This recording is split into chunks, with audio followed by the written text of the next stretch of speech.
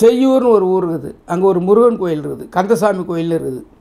தேய்பிறை அஷ்டமிக்கு பைரவர் பூஜை பண்ணுவாங்க. ஒவ்வொரு தேய்பிறை அஷ்டமிக்கும் பைரவர் பூஜை பண்ணுவாங்க. நீங்கள் முடிஞ்சதுன்னா அந்த கோயில் என்றைக்கு தேய்பிறை அஷ்டமி ஃபோன் பண்ணி கேட்டுக்கோங்க. அந்த அடுத்த மாதம் வேணால் சொல்ல முடியும். 14ஆம் தேதி ஞாயிற்றுக்கிழமை வருது. அதனால் அதுக்கு அடுத்ததெல்லாம் நீங்கள் அங்கே கேட்டுக்குங்க. போனதுக்கப்புறம் அதுக்கு 5 மணிக்குள்ளே அங்கே போயிடணும். ராத்திரி 8 வரைக்கும் அங்கே தான் இருக்கணும். நீ ஏதானு உங்களால் முடிஞ்சது எப்பவுமே போனீங்கன்னா ஏதானும் ஒன்று முதல்ல நம்ம கை கொடுக்குற கையாக இருக்கணும். ஏதானும் ஒன்று கொடுக்கணும்னு நினச்சி போங்க. நம்ம கை வாங்குகிற கையாகவே இருக்கக்கூடாது. எதையானும் கொடுங்க, என்ன தோணுதோ கொடுங்க. அங்கே போயிட்டு சுவாமியிட மந்திரங்களை குமாரசுமே பிரிண்ட் பண்ணிவிட கொடுத்துட்டு கொண்டு போய் கொடுங்க. அப்படி கொடுத்துட்டு 5 மணிக்கெல்லாம் அங்கே போயிட்டு உங்கள் 27 நட்சத்திரங்களுக்கு 27 வேதாளம் வச்சுருக்காங்க. அது எங்கேயும் இருக்காது, எனக்கு தெரிஞ்சு எங்கேயும் இருந்தாப்புல தெரியல. நான் போன கோயில்களில் சூரபத்மனை எதிர்த்து போரிடும் பொழுது 27 வேதாள கடங்கள் போயிருக்கிறதா அருணகிரிநாதர் ஒரு பாட்டில் கொடுக்குறார். அந்த வேதாள கடங்கள்னு வர 27 வேதாளங்களை அங்கே சிலைகள் வச்சுருக்கிறாங்க. 27 நட்சத்திரங்கள் அது குறிப்பிட்டிருக்காங்க. அந்த யார் உங்கள் வீட்டில் 10 பேர் இருந்தாங்கன்னா 10 நட்சத்திரமும் எழுதிட்டு ஒரு கஸ்தூரி பட்டப்பூ ஒரு பாட்டில் எண்ணெய் எடுத்துன்னு போயிட்டு எல்லாத்துக்கும் இது ஊற்றிட்டு வாங்க. அது நீங்கள் உங்கள் வீட்டுக்கு இருக்கவங்கள எல்லா நட்சத்திரமும் அர்ச்சனை பண்ணிட்டு வாங்க. 5 பேர் 10 பேர் போய் அர்ச்சனை பண்ணிட்டு பாருங்கள். ஒரு 3 தரம் போய் பாருங்கள். நீங்கள் கேட்குறது குழந்தை வரமாக இருக்கும். அதுக்கு முன்னாடி பல பிதர்கள் வருத்தங்கள், பல முன்னோர்கள் வருத்தங்கள், வேறு திருஷ்டிகள், வேறு சூழ்ச்சிகள், வேறு கலங்கள் அதெல்லாம் உடஞ்சாதான் இது நடக்கும். அது மட்டும் இல்லை, அப்போல்லாம் பெண்கள் ஒரு குறிப்பிட்ட ஏஜ் இதுக்கு மேலே வெளியே கூட மாட்டாங்க. இப்போல்லாம் வாக்கிங் போகிறது, ஜாக்கிங் போகிறது எல்லாம் போகும்பொழுது எதையோ தாண்டி போகிறாங்க. அதனுடைய பாதிப்புகள் கூட அவங்களுக்கு அந்த தொடர்புகள் இருக்குது. அதுவும் நான் சில ஜாதகங்களில் பார்த்துருக்கிறேன். இதெல்லாம் அங்கே போனால் விலகிறதுக்கு வாய்ப்பு இருக்குது. அந்த செய்யூர் முருகன் கோயிலில் 3 தரம் தொடர்ந்து தேய்பிறை அஷ்டமிக்கு போனீங்கன்னா, தேய்பிறை அஷ்டமி ஞாபகம் வச்சிங்க, செய்யூர் முருகன் கோயில் வச்சிங்க. ஈசிஆரில் தான் இருக்குது. கூவத்தூர்லேருந்து 15 கிலோமீட்டர்லாம் வருது. அதனால் நீங்கள் இந்த ஈசிஆர் ரோட்டில் கரெக்டாக கூகுளில் போட்டாலே இது வரும். செய்யூர்னு கந்தசாமி கோயில்னு போட்டால் வரும். நீங்கள் அந்த கோயிலுக்கு போய் 3 தரம் தேய்பிறை அஷ்டமி அட்டன் பண்ணினாலே உங்களுக்கு வேறு ஏதேதோ நிறைய பேர் சில பேர்லாம் கல்யாணம் ஆகிருக்கு, வேறு ஏதேதோ கூடாத விஷயங்கள் நிறைய அதான் சொன்ன பாருங்க. எண்ணம் சொல் செயல் சித்தாந்தத்தினுடைய அடிப்படையில் தான் அவன் கடைசியில் அந்த எண்ணங்கள் சரியில்லாத ஆட்களே தான் நம்ம கூட சூழ்ந்து நிற்கிறாங்க. இவங்ககிட்டேருந்து நம்ம விலகினாலே அது ஈஸியாக நடந்துடும். நமக்காக நம்ம முன்னோர்கள் இதெல்லாம் பண்ணி வச்சுட்டு போயிருக்காங்க. உலகத்தில் வேறு எங்கேயும் இந்த மாதிரி அமைப்புகள் கிடைக்கல. தமிழ்நாட்டில் இந்த மாதிரி கிடைச்சிருக்குது. இங்கே செய்யூரில் இருக்குது. அந்தந்த நட்சத்திரம் அவங்க நட்சத்திரத்துக்கு அங்கே போய் ஒரு தரம் பார்த்தீங்கன்னா அப்புறம் தெரிஞ்சுக்க போகிறீங்க. இங்கேருந்து இங்கே காந்தமும் இருமும் கிட்ட நெருக்கமாக சேர்க்க வைக்க தான் இந்த ஆன்மீகவாதிகளால் முடியும். சேர்ந்ததுக்கு பிறகு காந்தம் இரும்பு எடுத்துக்கும். அதே போல் தான் குருக்கிட்ட வரவழைக்க சொல்கிறது வரைக்கும் தான் எங்களுடைய வேலை முடிஞ்சிடுச்சு. இதுக்கப்புறம் நீங்களும் குருவும் தான் அக்ரிமெண்ட்டு. பாம்பன் சாமி உங்களை என்ன செய்யணும்னு நினைக்கிறாரோ அதை கரெக்டாக பண்ணிகிட்டு இருப்பார். அதே போல் செய்யூர் முருகன் அவர் கூட இருக்க அந்த வேதாளங்கள், அந்த பைரவர் முருகன் கோயிலில் ஒரு பைரவர் பூஜை அங்கே இந்த மாதிரி ஒரு சிறப்பான 8 வரைக்கும் இருங்க. உடனே ஓடி வந்துடாதீங்க, இருங்க. 8 மணி வரைக்கும் இருங்க. நமக்கு தான் வினைகள் தேவை இருக்குது. நாங்கள் கூட இந்த புத்தகங்களை உட்காந்து படிச்சுன்னு இருங்க. இல்லை இந்த சவும் சரவண பவாய் நம்ம மட்டுமே சொல்லின்னு இருங்க. நமக்கு தேவை உடம்பு ஆரோக்கியமாக வேணும் இல்லையா? அப்போது உடம்பு இருந்தால் தான், உடம்பு தான் கோயில். உடம்பு ஆரோக்கியமாக இருந்தால் தான் இந்த ஆன்மாவை வச்சு தான், இந்த தமிழ் மொழியை வச்சு தான், இந்த குருவை வச்சு தான் நம்ம ஜெயிச்சிடணும் இந்த பீரியடில். அதில் இத்தனை வாய்ப்புகள் கிடச்சி 23 மார்க் வாங்கிட்டோம். இன்னொரு 3 மார்க் வாங்கணும், 26. அப்படி இதுக்கெல்லாம் நீங்கள் முயற்சி பண்ணும் பொழுது அந்த வாங்கின குழந்தை அந்த காசியை மீட்டா அப்போ இந்த உலகத்தை ஆளட்டுமே, அது உங்கள் கையில் தான், உங்களுடைய பக்தியில் இருக்குது. இந்த நிகழ்ச்சியை நீங்கள் ஒரு 100 பேருக்கு ஷேர் பண்ணுங்கள். அவங்களும் அதே போல் வெற்றியை பெறட்டும். இதெல்லாம் வீட்டுக்குள்ளேயே நம்ம உட்காந்து இருக்கிறது தெரிஞ்சிக்க முடியாமல் இருக்கிறோம். இப்போ நான் இதில் என்ன விஷயம்னா, நான் சொல்ல வந்தது நிறைய இருக்குது. ஆனால் இதில் வந்து கொஞ்சம் தான் என்னால் சொல்ல முடியுது. தமருக பந்தம்னு ஒன்று இருக்குது. இப்போ பந்தங்களை ஒன்று எடுத்துக்குவோம். தமருக பந்தம்னு ஒன்று இருக்குது. அந்த தமருக பந்தத்தை நீங்கள் பார்த்தீங்கன்னா இவ்வளோ விஷயம் இருக்கா அப்படின்னு தெரிஞ்சுக்கிங்க. அது அவ்வளோ ஆச்சரியமான ஒரு விஷயம். அந்த சுவாமி வந்து அந்த பந்தத்தை அவ்வளோ அழகாக எழுதியிருப்பார். இப்போ அவர் சிவபெருமான், அவருடைய ஆயுதம் தமருகம். அதாவது யார்கிட்ட இருக்கும் தமருகம்ன்றது தெரியுங்களா? இப்படி குடுகுடுக்காரன் அடிச்சிட்டு வருவான், அது பேர் தமருகம்னு பேர். அது இந்த புக்கில் இருக்க நான் காட்டுறேன். திருவலங்கத்திரட்டில் வஞ்சியலில் அது கொடுப்பார். அந்த வஞ்சியலில் அந்த தமருக பந்தத்தை அழகாக எழுதுவார் சாமி. அது என்ன பண்ணுவார், இப்படி கொடுப்பார், இப்படி வேலா வீயா வீரா கோ. எத்தனை எழுத்து பாருங்கள், வேலா 2 எழுத்து, வீரா 2 எழுத்து, 4 ஆச்சு. வேலா வீயா வீரா கோ 7 எழுத்து. இப்படி 4 7 28 எழுத்து. இப்போ வேலா வீயா வீரா கோ கோலா கோதே ராராமா மாலா வேணே மாமாக்கா காலாலாதே காக்காவே. இப்படி ஒரு பாட்டு எழுதுவார். நமக்கு ஒன்றுமே அது புரியாது. இப்படி பாட்டு இதுக்கு அவர் ஒரு சாமி யாப்பு இலக்கணத்தை எழுதி வச்சிடறாரு. இதுக்கெல்லாம் வந்து எப்பேற்பட்ட ஆட்களும் சரியான அர்த்தங்களை சரியாக அவங்க உணர்ந்தால் தான் சொல்ல முடியும். யானை பார்த்து குருடர்களாக தான் இதில் எல்லாமே பேசுகிறவங்க, நான் உள்பட. நான் எனக்குன்னா புரிஞ்சுதோ அதை தான் நான் உங்களுக்கு சொல்லின்னு இருக்கிறேன். இது யாருமே சாமியை வந்து புரிஞ்சு கொள்ள முடியாது, அவர் தமிழ் வார்த்தையில் புரிஞ்சு கொள்ள முடியாது. ஆனால் நாம் இப்படி யூகிக்க முடியும்.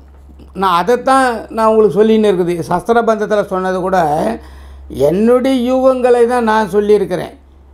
அதே போல் தான் இதை வந்து என்ன பண்ணியிருப்பார்னா வேலா வீயா வீராக்கோ இது தமருகமாக்குவார். கீழேருந்து மேலே எழுதுவார். பாருங்கள், தமருக பந்தத்தில் காட்டுற அந்த புக்கில் அதை வந்து நீங்கள் இதில் பார்த்தீங்கன்னா கீழேருந்து மேலே இந்த பாட்டு மேலே எழுதிடுவார். இதே பாட்டை இப்படி கீழேருந்து இப்படி வரும். வேலா வீயா வீராக்கோ கோலா கோதே ராராமா மாலாவேனை மாமாக்கா காலாலாதே காக்காவே அப்படின்னு எழுதியிருப்பார். 28 இது திருவலங்கத்திரட்டு 2 வஞ்சியலில் இது எழுதிடுறார். இந்த பாட்டை அவர் எந்த காரணத்துக்காக எழுதினார் அப்படிங்கிறது வேறு. அவர் இலக்கண கணக்கு, அவர் கணக்கு 30 இலக்கணங்கள் தமிழில் இருக்குது, யாப்பு தமிழில். அந்த 30 இலக்கணங்களுக்கும் பாட்டை எழுதுகிறார். அதுதான் அவருடைய கணக்கு. அது ஒரு முருகனே எழுதுகிறார். அதுதான் அதில் ரகசியம். இதில் இதுதான் இருக்குன்னு கொடுத்துட்றார். இதை நாம் இப்படி பயன்படுத்திக்கலாம் அப்படின்னு சொல்லிட்டு நம்மளாக யோசனை பண்ணி இப்போ நீங்கள் பேசும்போது எனக்கு ஞாபகம் வருது எடுக்கிறேன். எனக்கு இதுக்குன்னு இது இல்லை. ஆனால் அதை பற்றி நோட்ஸ் எடுத்து வச்சுக்குவேன். ஏதாவது ஒரு நோட்ஸ் எடுத்து வச்சுக்குவேன். அதுலேருந்து கொஞ்சம் தான் எடுப்பேன். அது நிறைய விஷயங்களெல்லாம் பெங்களூரில் இருக்குது. நான் கொஞ்சோண்டு தான் எடுத்து இப்போ ஞாபகம் வர்றது எழுதின்னு உங்கள்கிட்ட சொல்லின்னு இருக்கிறேன். இப்போ இதை என்னதுன்னா நடராஜ பெருமான் தான் அண்டநாயகன் கொடுப்பார். முருகப்பெருமான் குகன் வந்து பிண்டநாயகன் கொடுப்பார். நடராஜ பெருமான் அண்டத்தில் ஆடுகிறார். அதான் தகராள ரகசியத்தில் வந்து நிற்கும். நடேசன் அண்டத்தில் ஆடுகிறார், குகேசன் இந்த உடம்புல உயிருக்குள்ளே ஆடுறார், பிண்டத்தில் ஆடுகிறார் அப்படின்னு எழுதி வைப்பார். அப்போது அவருடைய கையில் சீங்கிற எழுத்து வருது. அது தமருக கையின்னு சொல்லி சைவ சித்தாந்தம் சொல்லும். சி என்கிற கையை எடுத்து தமருகம் கை, இந்த கை அது வந்து சி. ரெண்டாவது ஏற்கனவே சொல்லியிருக்கேன், அம்பாளுடைய கை வா அப்படின்னு இருக்கேன். அப்போது சி வா இது யா, இந்த கை நா, கீழே கால் நா மா அப்படின்னு சொல்லி கொடுத்துருக்குறேன். இப்போ இந்த சிங்கிற எழுத்துக்கு என்ன அர்த்தம்? இந்த தொழில் இந்த தமருகத்தை வைத்து நாதத்தை எழுப்புகிறார். அந்த நாதத்தின் மூலமாக உலகில் படைக்கும் தொழிலை செய்கிறார். இந்த எழுத்துடைய ரகசியம் என்னென்ன? படைக்கும் தொழிலை செய்கிறது. அப்போது இந்த படைக்கும் தொழிலை செய்யணும்னா சீங்கிற எழுத்தை முதல்ல நீங்கள் வச்சிங்கன்னா தான் படைக்கும். இப்போ நம்ம கேட்குறது குழந்தைய பற்றி கேட்டோம். இப்போ படைக்கும் தொழில் நம்ம செய்யக்கூடிய அந்த கையை நீங்கள் மனசில் வச்சுக்குவோம். இந்த தெருவில் மார்கழி மாதம் வரவங்க கூட என்ன சொல்லுவான் தெரியுங்களா, முதல்ல நல்ல காலம் பிறகுது நல்ல காலம் பிறகுன்னு தான் சொல்லியிருப்பான். அந்தந்த வீட்டு வாசலில் அவனுக்கு வர்றது சொல்லிட்டு இருப்பான். ஆனால் அது முதல்ல வார்த்தை அதுதான் வரும். இது வந்ததுனாலே அதுதான் வரும். அப்படி நல்ல காலம்னு ஒன்று வந்ததுனாதான் இந்த சீங்கிற எடுத்து நீங்கள் நினைக்க முடியும். நடராஜருடைய தமருக பந்தத்தை நீ எடுக்கிறீங்கன்னா வேலா வீயா வீரா கோ அப்படின்னும் பொழுது கீழேருந்து அப்படி மேலே போகுது. வேலா வீயா வீரா கோ. சிவபெருமானுடைய ஆயுதம் தமருகம். முருகனே அதில் அமைச்சிருக்கார், பழனியாண்டி. அந்த முருகன் யாருன்னா பழனியாண்டி. வேலா வீயா வேல் வைத்திருப்பவனே வீரனே அப்படின்னு சொல்கிறார். வேலா வீயா வீரா கோ. இதுக்கு அர்த்தம் அவ்வளோதான் சொல்லிட்டு போவாங்க. ஆனால் ரெண்டாவது அர்த்தம் வந்து பாருங்கள், கோலா கோதே ராராமா. கோலான கோலப்பன், கோல் வைத்திருக்கிற பழனியாண்டி. கோலா கோதே ராராமா, குற்றமே இல்லாத முருகப்பெருமானே வா அப்படின்றது அதில் வரும். அது ரைட்டுங்களா. மாலா அப்போது பழனியாண்டியே அதில் வரவழைக்கிறாரு. கோலப்பன் ஆகிய பழனியாண்டியே முதல் கைலாயத்தில் பழனி உருவாது. அப்புறம்தான் அந்த பழனி இடும்பன்னு இங்கே வைக்கிறாரு. அப்போது முதல் பழனி அங்கே உருவாகிருக்கு இல்லைங்களா. அங்கே முதல் ஆயுதம் சாமிகிட்டது தண்டு ஆயுத பாணின்னு சொல்லுவாங்க. தண்டாயுத பாணி, தண்டு ஆயுதம் பாணி. அப்புறம்தான் மற்ற ஆயுதங்கள்லாம் வந்துச்சு. ஆரம்ப காலத்தில் வந்தது தண்டு ஆயுதம் பாணி. பாணினா கை. அதனால் தண்டாயுத பாணி அப்படின்னு வந்த பேர் அப்படி தான் வந்துச்சு. அப்படிப்பட்டவர் கோல் வச்சு தமிழில் சொல்லும் பொழுது கோலா கோதே ராராமா கோல் வைத்திருந்திருக்கார் பழனியாண்டி. மாலா வேணே மாமாக்கா என்ன நல்ல மாதிரி காப்பாற்று அப்படின்ற அர்த்தம். காலாலாதே காக்காதே. கால் ஆளாதே, காலன் ஆளாமல் காப்பாற்று. யமன் என்னை ஒரு குழந்தை பிறக்கிறது ஒரு வரம். அந்த பிரகஜாத சொல்கிற இல்லைங்களா, அதில் சத்தியோரிஷ்டம்னு ஒன்று வயசு இருக்குது. ஒரு வயசுக்குள்ளே குழந்தைக்கு ஒரு பிரச்சனை. 4 வயசு வரைக்கும் தாயார்னால் அரிஷ்டம், பாலாரிஷ்டம் பிரிப்பாங்க. 4 வயசுக்குள்ளே குழந்தைக்கு அம்மாவுக்கும் ஒரு டிஸ்டன்ஸ் கொடுக்கும். 4 வயசுக்கு மேலே 8 வயசுக்கு அப்பாவுக்கும் குழந்தைக்கும் ஒரு டிஸ்டன்ஸ் கொடுக்கும். 8 வயசுக்கு மேலே 12 வயசு வரைக்கும் குழந்தைக்கே ஒரு அரிஷ்டம் இருக்குது. பாலாரிஷ்டம் 12 வயசு. அதான் ஜாதகம் எழுதாதீங்கன்னு சொல்லிட்டுவாங்க. ஏன்னா தப்பானவன்ட்ட காமிச்சு தப்பான ஜாதகங்களை சொல்லி அவன் ஏதாவது தப்பு பண்ணக்கூடாதுங்கிறதுனால தான் ஜாதகம் எழுத வேணுங்க. குழந்தை பிறந்தாலே 12 வயசுக்குள்ளே 4 விதமான நெகட்டிவ் மைனஸ் இருக்குது. அதில் காலன் அதை கால் ஆளாதே காக்காதே. காலனே ஆளாமல் காப்பாற்று. இப்போ எத்தனை வந்துடுது பாருங்கள். இதுக்கப்புறம் 12 வயசுக்கு மேலே 33 வயசுக்குள்ளே அற்ப ஆயுள். 33 வயசுக்கு மேலே 65 வயசு வரைக்கும் மத்திய ஆயுள். 66 வயசுக்கு மேலே 120 வயசு வரைக்கும் தீர்காயுள். ஒரு மனிதனுக்கு ஆயுள் எடுக்கணுன்னா கூட வராக மிகரை இப்படி கொடுத்துட்றாரு. அதனால் இந்த மாதிரிலாம் நான் குழந்தைகளை பிறக்கிறது ஒரு பகுதினா அதில் கரெக்டாக கொண்டு வர்றது ஒரு பகுதி. இதெல்லாம் ஜாதகம் பார்க்கும்பொழுது நான் சொல்லி கொடுத்து அவங்கள அதுக்காக தான் குலதெய்வத்தை மொட்டை அடிக்கிறது, காது குத்துறது எல்லாமே அதில் தான் பண்ணுவாங்க. அதனால தான் வேண்டுதல், பிரார்த்தனை, முதியோர் எல்லாமே அதில் தான் வந்துடும். அதனால் நீங்கள் என்ன பண்ணணும்னா இந்த பாட்டை உச்சரிக்கும் பொழுது வேலா வீயா வீராக்கும் கோலா கோதி ராராமா மாலாவேனே மாமாக்கா காலாலாதே காக்காவை பழனியாண்டியும் சிவபெருமானையும் தினம் உச்சரிக்கும் பொழுது அவங்களுக்கு படைக்கும் தொழிலுக்குரிய இறைவன் ஒரு பழனியாண்டி குழந்தைய கொடுத்து அந்த முருகன் அந்த குழந்தை அந்த வீட்டில் ஒரு கம்பீரமான முருகனாக வளர்கிறதுக்கு இந்த மாதிரி ஒரு மந்திரங்களை உபயோகப்படுத்தினாலும் இது 28 எழுத்தில் எழுதுந்து இதில் வரும்போது 23 எழுத்தாகும். ரெண்டாவது அதாவது அந்தாதியில் வரும். அப்போ வரும்பொழுது ரெண்டாவது அதே எழுத்து ரிப்பீட் ஆகும். இது ஒன்றுன்னு தெரியுங்களா, இந்த அது இன்ஃபினிஷியன் சொல்லுவாங்க. இது இப்படி வந்து 8 போட்டால் எப்படி வரும், திருப்பி வந்துன்னே இருக்கும். அந்த கை எடுக்க முடியாது. அதனால் வம்சவிருத்தி வந்துன்னே இருக்கும். அதனால் இந்த மாதிரி ஒரு மந்திரங்களை இந்த மாதிரி ஒரு பந்தத்தை நீங்கள் எடுக்கும்போது கட்டு போடும் பொழுது அந்த குடும்பத்தில் அந்த வம்சவிருத்தி சிறப்பான வம்சவிருத்தியாக வரும். அதில் இதெல்லாம் நீங்கள் எடுத்து நம்பிக்கையோடு எடுத்து பாம்பன் சாமி குரு காணிக்கையை வச்சு நீங்கள் ஏதாவது வேலைக்கிழமையில் வெள்ளிக்கிழமையோ ஒரு கடலை சுண்டலோ ஒரு பூவோ காலையில் 5 மணி பூவோ அதெல்லாம் கொடுக்கும்போது நல்லாயிருக்கும். இன்னொன்றும் இருக்குது, சிஎம்சிஓன்னு சொல்லுவாங்க ஃப்ளவர் ரெமெடியில். சென்டாரி, மிமெலஸ், செராட்டோ, ஓக் அப்படின்னு 4 ரெமிடி இருக்குது ஃப்ளவர் ரெமிடியில். இந்த பாம்பன் சுவாமிகள் வாழ்ந்த அதே காலத்தில் லண்டனில் வாழ்ந்தவர் எட்வர்ட் பேட்ச், அவர் கண்டுபிடிச்சி கொடுத்த ரெமிடி அது. அவர் நிறைய கண்டுபிடிச்சி கொடுத்துருக்காரு. சாமியுடைய மனத்தை எப்படி சரி பண்ணுறதுன்றது அவர் ஒரு இதுவாக கண்டுபிடிச்சிருக்காரு. டாக்டர்லாம் தூக்கி போட்டுட்டு எம்பிபிஎஸ், எம்ஆர்சிஎஸ்லாம் படித்து ஹோமியோபதி எல்லாம் படிச்சுட்டு எல்லாத்தையும் தூக்கி போட்டு இதை எடுத்துட்டார். தேன் தான், வேறு ஒன்றும் ஃப்ளவர் ரெமிடின்றது தேன் தான். ஹோமியோபதி ஃபார்மசியில் எல்லா இடத்துலையும் கிடைக்கும்.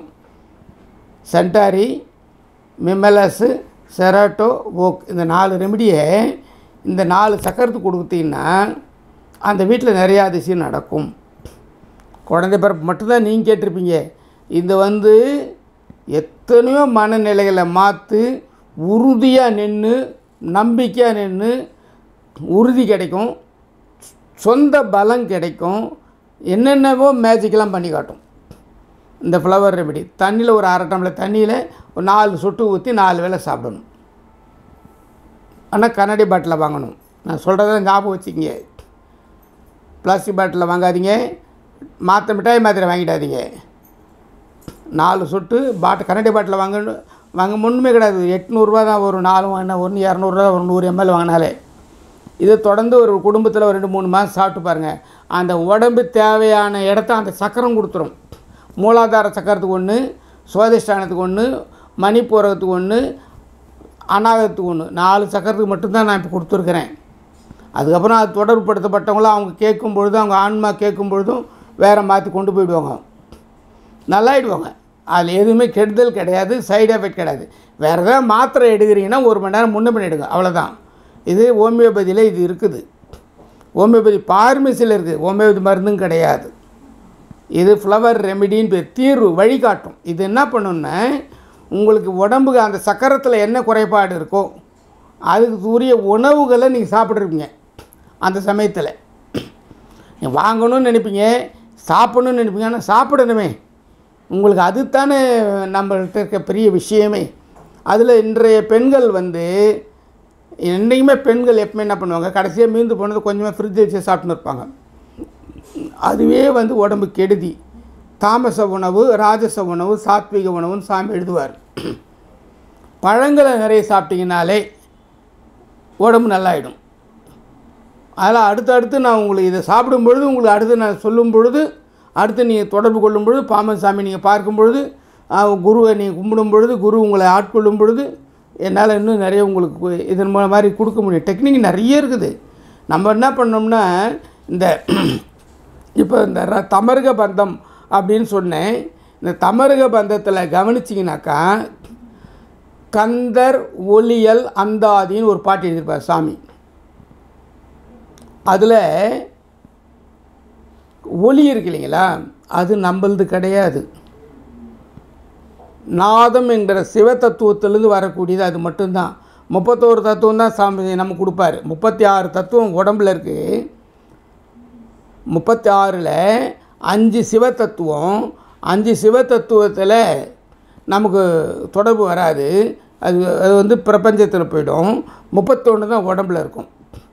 அப்போது அந்த 5 சிவ தத்துவத்திலேருந்து வரக்கூடிய முதல் தத்துவம் நாதம். அந்த நாதம் தான் ஒளி. அந்த ஒளி இங்கேருந்து மூலாதாரத்துலேருந்து எடுக்கணும். மூலாதாரத்துலேருந்து எடுக்கும் பொழுது நம்ம இப்போ நீங்கள் கொஞ்சம் பொறுமையாக இதை தமிழை தெரிஞ்சுக்கிடணும். தமிழ் என்னதுன்னு நம்ம தெரிஞ்சுக்கணும் இல்லைங்களா. தமிழில் சாமி இவ்வளோ தூரம் எழுதியிருக்கார் இல்லைங்களா. அப்போ இது எவ்வளோ தூரம் விஷயங்கள் இருக்குதுன்னு பார்த்துக்குங்க.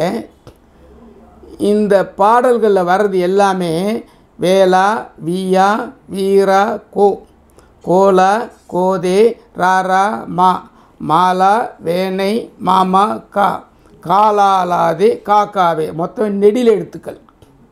நெடில் எழுத்துக்கள்லாம் என்னதுன்னு தெரிஞ்சு, நீண்ட ஓசை உடையது நெடில் எழுத்துக்கள், குறுகிய ஓசை உடையது குறில் எழுத்துக்கள். அ, இ, உ, ஏ, ஓ இது குறில் எழுத்துக்கள். ஆ, ஈன்னு எடுக்கும் பொழுது நெடில் எழுத்துக்கள். இந்த குறில் எழுத்துக்கள் இந்த இடத்துல உற்பத்தி ஆகும்.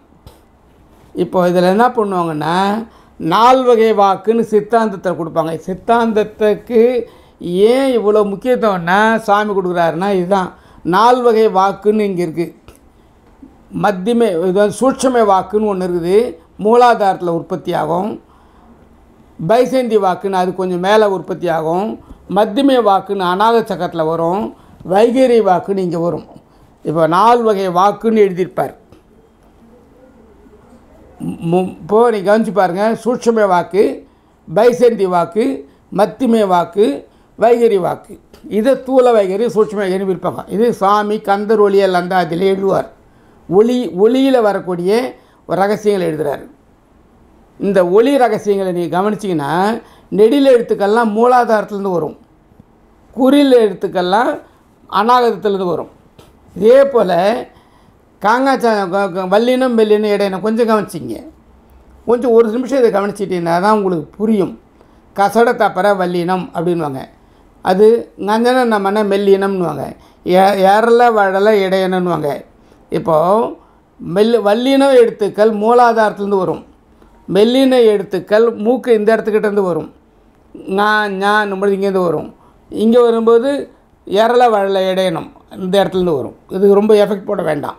அதெல்லாம் நம்ம ஆட்களெல்லாம் பேர்களெல்லாம் எல்லாமே இந்த இடத்துலேருந்து கொடுப்பாங்க, கீழே எடுக்க மாட்டாங்க.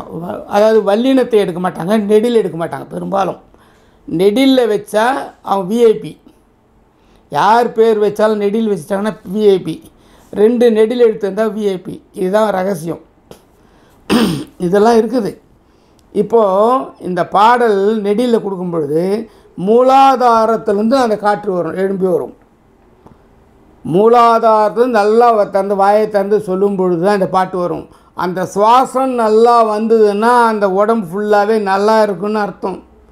ஆக்சிஜன் உடம்புல இல்லைன்னு அர்த்தம். இப்போ அதுக்கு தான் அந்த மெம்பலஸ் உங்களுக்கு கொடுத்துருக்குது. உடம்புல ஆக்சிஜன் நிறைய வேணும்.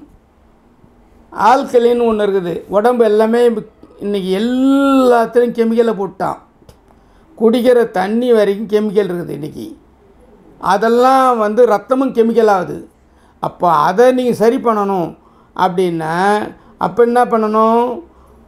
அதை மாற்றணும்.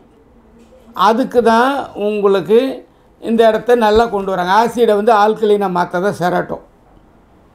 இந்த ரெமடியோட ரகசியம் இது தான். உடம்பில் 12 எலிமெண்ட் இருக்குது. நம்ம மரபுசார் நம்ம வைத்தியங்களுக்கு வரணும். Acupuncture doctor, Siddha doctor, homeopathy doctor இவங்ககிட்டலாம் வந்தீங்கன்னாக்கா 12 எலிமெண்ட்டுன்னு கொடுப்பான். 12 விதமாக உடம்பை நீங்கள் பிரித்து கொடுப்பாங்க. 2 மணி நேரத்துக்கு ஒரு தடவை உடம்பு ஒரு ஏக்கம் பண்ணிகிட்டு இருக்குது. அதை நம்ம சித்தாவில் கொடுக்குறாங்க, நம்ம ஹோமியோபதியில் கொடுக்குறாங்க, நம்ம அக்குபஞ்சர் நம்ம குழுவில் இருக்கிற டாக்டர் வெள்ளிக்கிழமையில் வந்தீங்கன்னா அந்த அம்மாவே உங்களுக்கு சொல்லி தருவாங்க. நம்ம குழுவிலே இருக்காங்க, இந்த டாக்டர்லாம் இருக்காங்க. அவங்களே உங்களுக்கு க்ளீனாக சொல்லி தருவாங்க. இந்த மெடிசன் செஞ்சு தரவங்களாம் நம்ம குழுவில் இருக்கிறாங்க. நீங்களே அவங்ககிட்ட கேட்டலாம். ஆனால் அவங்ககிட்ட கேட்டு தான் நான் உங்களுக்கு சொல்கிறேன். சாமி சொன்னதை சேர்த்து தான் சொல்லின்னு இருக்கேன். அதில் இந்த இடங்களில் இந்த உடம்பு 12 எலிமெண்ட்டு இருக்குது. 24 மணி நேரம் இது வேலை செய்யுது. எப்போ எந்த வேலை செய்யுதோ அதுக்கு தகுந்த போல் அந்த உறுப்பை பயன்படுத்திக்கிடணும். அதுதான் அதில் சொல்லி தருவாங்க. இப்போ இதுக்காக தான் நான் உங்களுக்கு இதை மாதிரி கொண்டு வர்றது. இந்த சுவாசத்தை சரியாக எடுத்திங்கன்னா, நெடில் எழுத்துக்களை உச்சரிச்சிங்கன்னா, மொத்தம் இந்த பாட்டில் வரக்கூடிய நெடில் எழுத்துக்களை உச்சரிச்சிங்கன்னா, வாயை திறந்து காற்று போகும்போது சுவாசம் நல்லா போச்சுன்னா உங்களுக்கு மூலாதாரத்துக்கே இது போகும். அப்போது உங்களுக்கு ஆக்சிஜன் நல்லா போச்சுன்னா, உடம்பு ஃபுல்லாக ஆக்சிஜன் போச்சுன்னா உடம்பு நல்லா ஆரோக்கியமாக இருக்கும். அதனால் இது கந்தர் ஒளியல் அந்தாதியில் நிறைய இருக்குது. நான் லைட்டாக கொஞ்சோண்டு சொல்லித்தரேன். இப்போது இன்னும் நீங்கள் சொல்லும் பொழுது, அதாவது இந்த சிவத்தத்துவம் சொல்லிட்டேன், 4 வகை வாக்குன்னு சொல்லிட்டேன். இப்போது அடுத்து நீங்கள் தெரிஞ்சிக்க வேண்டியது குரு அருள் இன்றி அருள் வரல் இன்றி அப்படின்ற ஒரு ஞான வாக்கியத்தையும் உங்களுக்கு சொல்லித்தரேன். 36வது ஞான வாக்கியம். குரு அருள் கொடுத்தாதான் எல்லாமே நமக்கு நடக்கும். அதனால் குரு அருளை எப்படியாவது நம்ம வாங்கணும். குருக்கிட்ட அவரை கும்பிட்டு அவரை பிரார்த்தனை பண்ணி அவரது உங்களுக்கு அனுகிரகம் பண்ணினால்தான் எல்லாத்துக்கும் மேலே நம்ம என்ன எதிர்பார்க்குறோமோ அவர் என்ன கொடுக்குறாரோ அவர் உங்களுக்கும் அவருக்கு மட்டும்தான் அதில் ரகசியம் இருக்குது. இது வரைக்கும் இதை முடிச்சுட்டு அடுத்த சப்ஜெக்ட் எடுக்கிறேன். ஷண்முக கவசம் அப்படின்னு ஒரு சப்ஜெக்டே நிறைய என்னால் சொல்ல முடியல. இப்போ 3வது எபிசோடுன்னு நினைக்கிறேன் சொல்ல போகிறது. அதை உங்களுக்கு சொல்லும் பொழுது ஷண்முக கவசம் அப்படின்னு சொல்லி எடுத்திங்கனாலே அது நிறைய போகுது. ஆனால் அது வந்து எப்படி